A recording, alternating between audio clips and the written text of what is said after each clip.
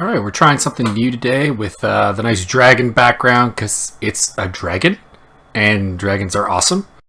And we also have the fight card there from Wikipedia. This is the UFN Luke Rockhold versus David Branch fight card. Not gonna lie, with the loss of Felipe Arantes and Luke Saunders due to an illness for Arantes, which probably means to a degree botched weight cut. This is not that interesting of a card. There are not a ton of fights I'm really looking forward to as a competitive event. I'm looking forward to Hector Lombard, Anthony Smith. I think that could be better than you would probably think it would be. And I'm looking forward to Krzysztof Jotko versus Uriah Hall, because I think that will also be a good fight. But the rest of these are all kind of one-sided, really. A guy who really belongs in the UFC versus a guy who really doesn't. Or in the case of Anthony Hamilton versus Daniel Spitz, two guys that don't belong in the UFC. I guess you could argue like Tony Martin, Olivier Aubin-Mercier is a pair of guys who probably have some legs in the business and will probably be in the UFC for a relatively long time. But the combination just isn't super interesting. So just some other news. We've had a out of context flagging for a possible PED with Jesse Taylor, the winner of Tough Redemption. That's a bit of a bummer. And we also had, in the last fight card, UFC 215, Gavin Tucker get beaten really, really badly by Rick Glenn, and my picks in general being terrible. But I want to talk about that one real quick, because a lot of people have been on whether Brad Cardinal, the referee, is at fault or not. And I think the answer is he absolutely is. Because the only defense that really is that Gavin Tucker doesn't hold him responsible. But of course, fighters never really do. The ref and the corner are there to protect the fighter from themselves, because the fighter has the ability to end the fight whenever they want. They can tap to strikes. They can stick their head into a guillotine choke. They can give up their back.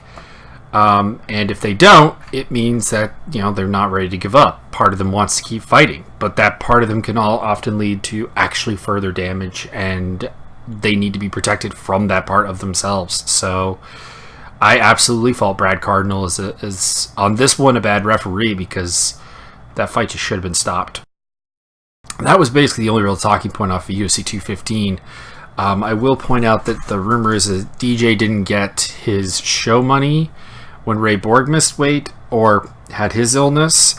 And, for example, in today, Luke Saunders is getting his show money, so the UFC's continual largely effing over of Demetrius Johnson continues, it would appear.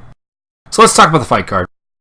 We open up with Gilbert Burns versus Jason Shago. Not an uninteresting fight. Two guys who are known for their grappling.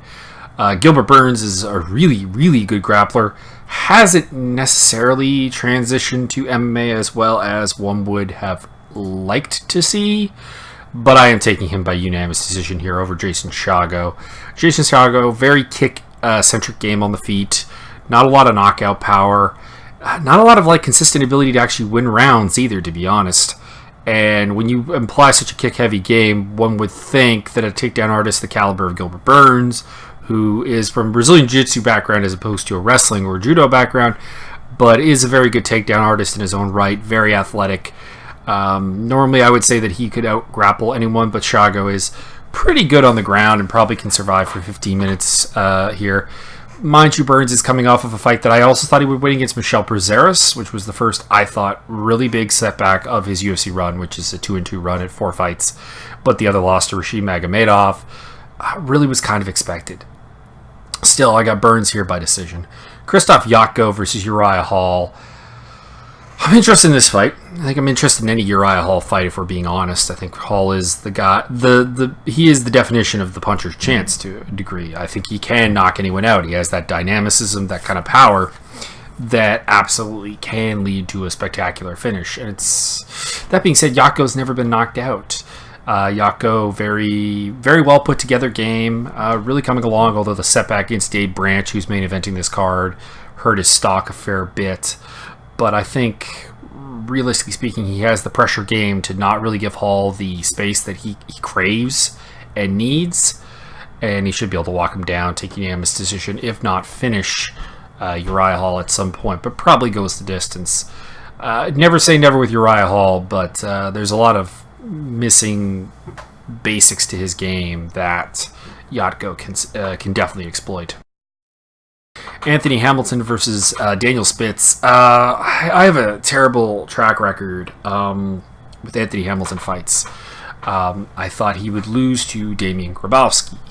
He won that fight. I thought he would beat Shamil Abdurakhimov. He lost that fight. I thought he would beat Marcel Fortuna rather handily, actually, and he lost that fight. So I'm 1-3 in his last 4 fights. So take it for what it's worth. But there's not really a lot to Daniel Spitz's game that should produce wins in the UFC. He's a Sick Jitsu fighter, and if you've listened to me on Sick Jitsu fighters really at all, like Sam Cecilia, Mike Chiesa, and Juliana Pena, you'll realize that I have an incredibly low opinion of that gym. I think that the fighters that succeed out of there are succeeding in spite of their coaching. You've got head coach Rick Little talking about how he doesn't really game plan for specific opponents. His view on body shots and leg kicks is you just, if that's a problem, then like if you're checking a leg kick, then you're just not tough enough to be a fighter, and that's absolutely incorrect. Like his ideas and stuff, and adjusting to altitude. There's a number of them. I think Rick Little is, along with basically Edwin Tarvidian, the worst high-profile coach in MMA. That's my opinion. And the fighters in his gym that succeed in spite of him. And Daniel Spitz is a guy who, has a fair number of athletic advantages. He's pretty, got a lot of physical tools that you would like in a heavyweight, but he wants to wrestle, but he's very bad at it. He's not successful at it, but he will continue to try and do it. And Hamilton, bigger, stronger guy.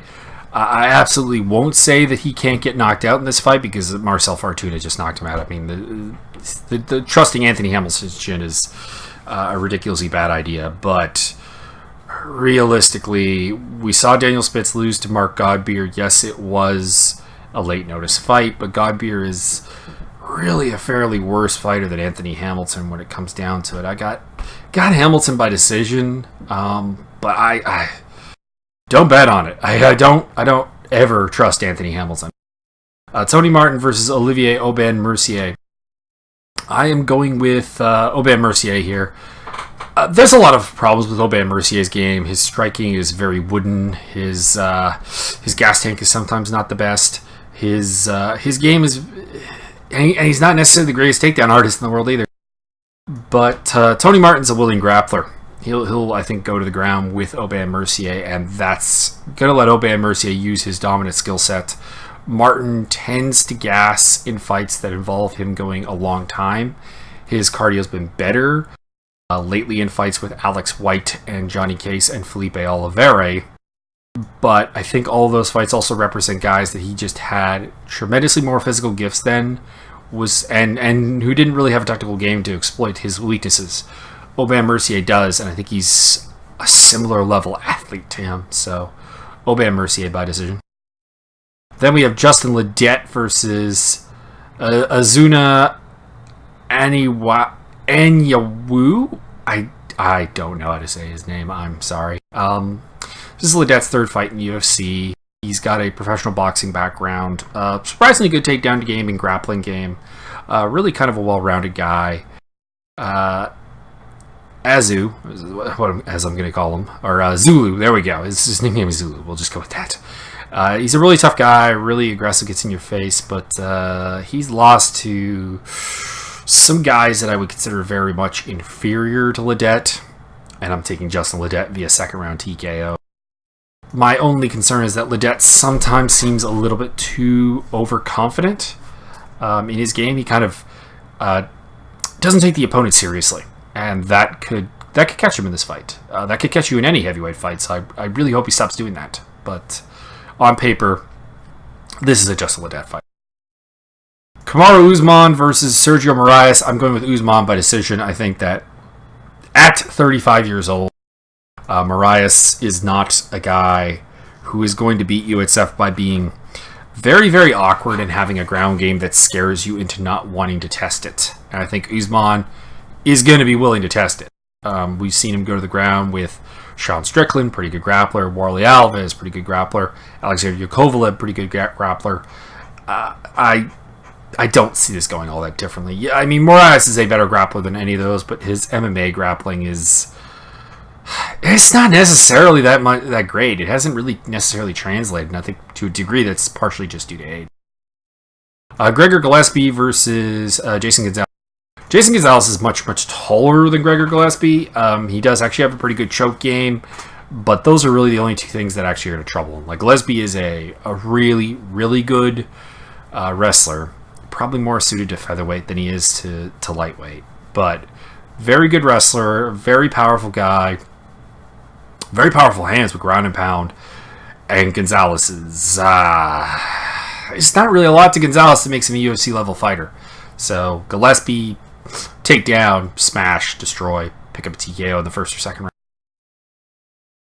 Then we have Hector Lombard versus Anthony Smith. I've gone back and forth on this fight a couple times. I don't trust Lombard. I don't trust Smith. I'm going to go with Lombard. I feel that the problems in Lombard's game, which are very specifically that he's sometimes very low output or gasses himself, and the fact that he's a very short middleweight, aren't necessarily a problem here. Smith, despite being a very tall middleweight, historically does not keep distance very well, and that should let Lombard on the inside. Smith is crackable, he is knockoutable, his defense is suspect as all heck. I see Lombard either picking up a decision or TKOing him at some point. Although again, I don't trust Lombard. I can't bring myself to trust either of these guys. But if I trust one of them more, it is Hector Lombard. He's beaten guys the caliber of Anthony Smith. Anthony Smith has never beaten anyone the caliber of Hector Lombard. His best win is Andrew Sanchez, probably, although I'd say Elvis Mutapchik was his most impressive performance. Mike Perry versus Alex Reyes. Mike Perry, for a change, is going to actually have a guy who probably is as limited as him on the feet. Has no real interest in fighting on the ground. I mean, he does have a couple tap-out victories, but he's not a superior grappler. And when you give that recipe, like, you've just always got to go with Mike Perry. Like, Mike Perry should beat the living crap out of Alex Reyes. I don't think I've ever been more confident picking Mike Perry than I am in this fight. Mike Perry, TKO. First round. Luke Rockhold versus Dave Branch. Main event. Kind of a yawner of a main event, although Luke Rockhold, guy who's probably getting a title shot in the near future if he can stay healthy. He is the anti-AKA fighter. He's very good at guys who want to either be all the way outside or all the way inside, and that describes David Branch to a T. He wants to either be on the outside or he wants to be inside clinching and trying to take you down. Luke Rockhold has all the tools in the world to shut that down. He is a bigger middleweight, I do believe. He is a more athletic middleweight, and I see him at some point finishing Dave Branch. Probably it'll take a while because Dave Branch is a tough guy, very tough. But I see Luke Rockhold finishing him. I mean, like, Branch's kind of game is very, very similar to Chris Weidman's, and we saw what Rockhold could do against that. So, yeah, Luke Rockhold here. Get himself on the way to a title shot after Bisping and Whitaker and GSP and whatever comes out of it. Finally sort their shit up in a very, very messed up middleweight division, which, by the way, how many UFC divisions are completely messed up at this point? It's getting a little ridiculous. So that's my thoughts on this fight card. Not a great one. GGG and Canelo is definitely the attraction for this upcoming combat sports time, which I'm going with Canelo by decision in. But yeah, I can't really say that I'm like super hyped for any of these fights. And the fight that I was the closest to being super hyped for was Arantes Saunders, which fell apart today. So, usual stuff down below. Leave comments what you think, and I'll talk to you guys on the next fight card.